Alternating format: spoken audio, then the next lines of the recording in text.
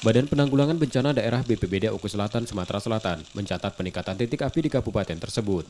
Tercatat saat ini 34 titik api selama 3 bulan terakhir. Tertinggi pada Agustus mencapai 27 titik yang tersebar di sejumlah kecamatan.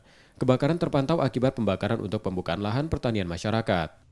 Yang murni terbakar akibat dari cuaca ekstrim panas dan kemarau ini hampir dipastikan belum ada dalam laporan yang kami pantau di Kabupaten Oku Selatan. Jadi rata-rata itu aktivitas dari masyarakat untuk membuka lahan dan kebun.